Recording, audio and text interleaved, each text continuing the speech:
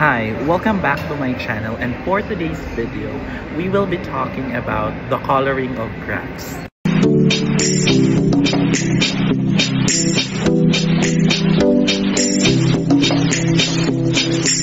Okay, so let's start now. So let's say, for example, we consider graphs like this. Let's consider this as a graph G. As you can see, this graph here is having four edges with five vertices. Now, the concept of coloring here is that you would have to choose to color a vertex in such a way that you have to avoid coloring the same color on this neighboring vertex because they are adjacent. You might want to use the other color. So let's say, for example, you want to assign a color red here. So you cannot color this by red, but you can just use the other color, perhaps blue. And because this blue here is adjacent to these vertices here, let's say this one here and this one, so you can no longer use the blue on these vertices. So you might want to use green, or you might want to use this another color, let's say pink. Now, the last one, because this is adjacent to pink, you can no longer use the same color. Instead, you might want to use the other color. Let's say we want to use the orange. So this is now the concept of coloring here. And in fact, the reason why we're having this concept in graph theory, it's because back in the old times, this concept was introduced for perhaps arranging chemicals in a certain places. So this is one of the applications of coloring by segregating chemicals. Also, this could be used for war tactics, like a certain place here has to have a different color here in such a way that they will be targeting this other place here. So something like that. So how do we formalize the notion of graph theory? So this is now the concept of graph theory here for this coloring. Given that you have a graph G, so again, this is a set of vertices. This one, although I have introduced my our graph here as a triple because we are introducing the incidence function, but without doing some any hindrance of understanding, we might want to disregard that one because we always assume that the incidence function is actually present by having this notation. So let's say this is a graph here, and we consider a positive integer k. So we say a coloring of the graph G is a function, this one. So perhaps we call this as k coloring. So this is a coloring of the assignment of all the vertices in the vertex set of G with k number of colors, such that if your two vertices are adjacent or they are ends at the links, then they must have a different color. Ang gusto ipahiwatig dito is that, let's say, this is your F here, a mapping from B of G to, let's say, a set here. Let's say I call this as S. I have vertex U1, the U2, the U3, and so on. I have UN. So I have colors here that, let's say, this is K1, K2, and so on. Let's say I have KM. I say I have a vertex here assigning a color K sub 2. Then because this is a different vertex, and let's say, for example, these two here are adjacent, so they must be assigned to a different color. So let's consider this way. I have this graph here. Okay. So if I assign a color here, let's say I color this by C sub J, then these must not be assigned by C sub J because they are adjacent to C sub J. So perhaps I can use C sub K here. Let's say this is C sub K as well because you are allowed to use the same color because they are not adjacent. I can also use this as C sub, let's say L. Although I can still use C sub K because it's no longer connected with the other. But let's say let's consider C sub L. And also I can use this as C sub, let's say M. In the event that this coloring exists on a certain graph, we say that our graph here is K colorable. And because this is K colorable, we we therefore say that these numbers ranging from this inside in this set are the colors of the coloring of M. Okay, now let us say we consider, for example, let's say suppose that your F here from vertex set of G to the set 1 up to K is a K coloring, that one. And this is a K coloring of G. And then let's say your C sub I here is the set of vertex in the vertex set of G such that your F of B is equal to I. So this means that this is actually a representation of the color class. So say for example, I have C sub 1 here. So this means you have to collect all the vertices of the form this one such that the color of your V sub K must be 1 if 1 is a color representation.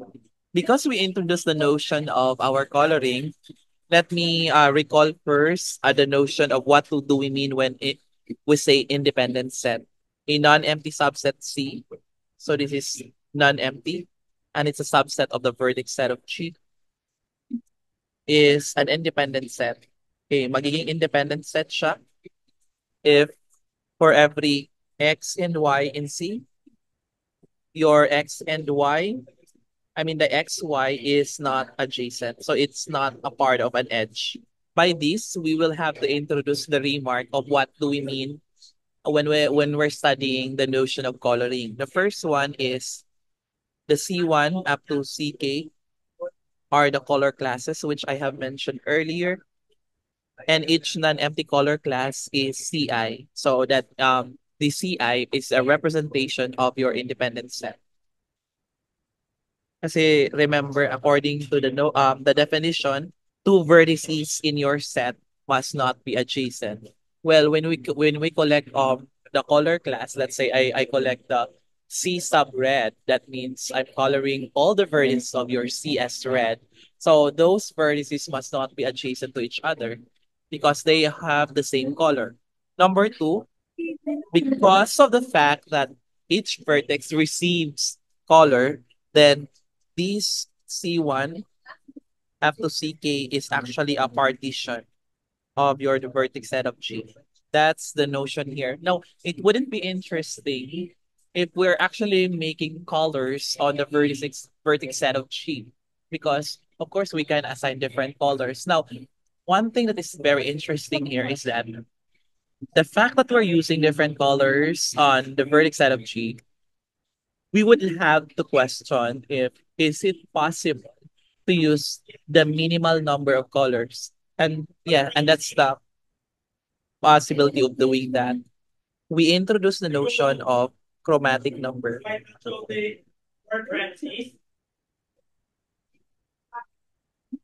What do we mean by chromatic number? When we say chromatic number, this is denoted by chi of G. So it's a chromatic number of G. This is the smallest integer k, such that your k here is your G here rather is K tolerable. So that means your K here is the smallest, the minimum of all A sub K, A sub I rather, I from 1 to K up to something such that your K here is, your I here is the colors. When we review the notion of our graph, let's say this is the graph here. So if I'm gonna color this by red, let's say I have to label this by red.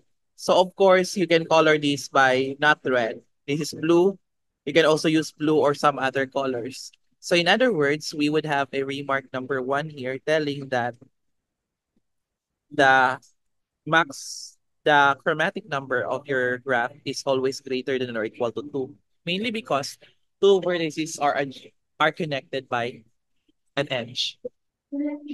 Okay, another example is that the chromatic number of a cycle has two answers. It could be 2 or 3.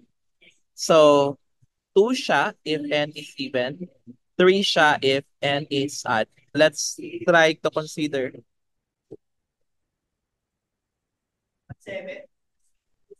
Okay, now, so this is a cycle of order 6.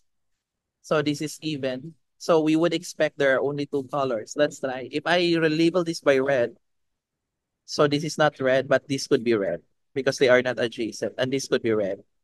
So this means this is blue, this is blue, this is blue. So I only use two colors. So the smallest possible way. So therefore, the chromatic number is 2. Let us consider this one. I have this one, cycle of order 5. So if I color this by blue, I can color this by blue. But I cannot color this by blue and this one because this is adjacent to this, is adjacent to that. So I want to use the other color. Let's say I use this by red. So I can use this as red. However, I cannot use red here or blue here because if I use blue, this is adjacent to this, which violates the rule. If this is red here, this is adjacent to red, that violates the rule. So I can use the other color. So that is what I mean when I say that if n is odd, the result is 3. Okay, so how do we prove that? So suppose n is greater than or equal to 3 is odd. So let's say I define here the map F from P of G to the set 1, 2, 3. So I only draft this one. So this definition of function is as follows. F of Vi is 1 for I less than n is odd. Okay, and then F of Bj is 2 for j less than n, which is even. And then F of Bn here is 3. So what does it mean? This means that your F here is a coloring. So suppose by contradiction that there is the F bar here mapping from B to the set 1, 2. And this is a coloring. And this is a coloring of Cn. Okay. So without loss of generality, your F bar of V1 here is 1. Wala kang choice, but this F bar of Vj is 2 if J is even. Note that your Vn is linked to Vn minus 1. Okay, by the way, before I'll continue, let's assume first that baka nakalimutan, okay? Let's assume first that the the edge of your Cn is this one. V1, V2, Vn minus 1 Pn, and we have Vn, V1. Okay. So remember that your Vn is adjacent to Vn minus 1. And in this case, n minus 1 is even. That means we assume that your n is odd in this case. Yeah. We must have f bar of Vn equals 1. Tama? Because Vn here is odd. Okay. However, Vn is adjacent to V1. And so your F bar is not a coloring. So hindi siya coloring. So therefore, this is a contradiction na that your chromatic number Cn is 3 if n is odd. Hindi pala siya pwedeng hanggang 2 lang. So it's 3. Okay, how about in the case that n is even? So ano mangyayari? Then, your F here, you have from the vertex set of G to 2 to 1, 2. And we define that by f of V1, Vi rather equals 1 if I is odd. And then f of Vj here is 2. Your J here is even. And in fact, this is already coloring eh. So therefore, the chromatic number of Cn is 2, less than or equal to 2, or just 2. That's it. So let's try this for example. What is the chromatic number of the wheel of order 5? So ano yung itsura ng wheel? That means you have this one. Ganyan, no? So if I color this by red, so hindi na tayo makakolor dito ng mga reds. Ito. Hindi na pwede. Instead, we can use this by, let's say I use this by blue. So this is not adjacent to here, so I can use blue here. But I can use the other color, let's say orange. So therefore, this is 3. How about W6? So ibig sabihin this is this one. W7 pala, sorry. Okay, so this W7. So kung napapansin nyo, if this is red, so you can no longer use the red. So I'll use blue here and this one. I can use this other color and this one. And I can use this by the other color. So as you can see, I use 4 colors. Okay, let's try W6. So I have one.